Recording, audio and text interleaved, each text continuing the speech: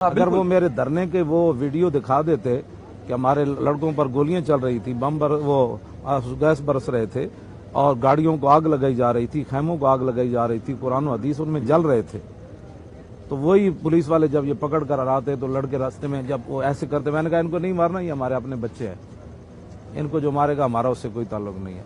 गोली हमारी तरफ चल रही थी, चलाने वालों के बारे में मैं कह रहा था ये हमारे बच्चे हैं।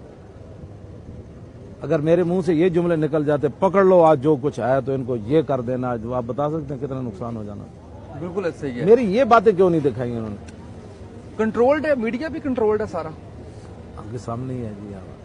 हमें तो ये आजाद का मतलब तो ये है ना कि आप मेरा मौक़िफ़ सुने, फिर आप भी मेरे साथ गुफ्तगू। आपने कहा ना भाई दीन को सख्त कर दिया गया, तो मेरा इस मसले में वो बात रह गई कि जब हुजूर का दीन होता है ना, उसमें मुफ्तियान जो है वो फिर नामजद होते हैं कि ये बंदा फतवा दे सकता है। पढ़े हुए लिखे जितने मर्जी हों, लेकिन वो बंदे फारूक आजम के ज़माने में हज़ारों सहाबा थे, लेकिन फतवा सिर्फ 4 सहाबा देते थे हज़ारों में से। तंग मरबा रा गुजारे दीन शुदास्त, हर लई में राजदार दीन शुदास्त।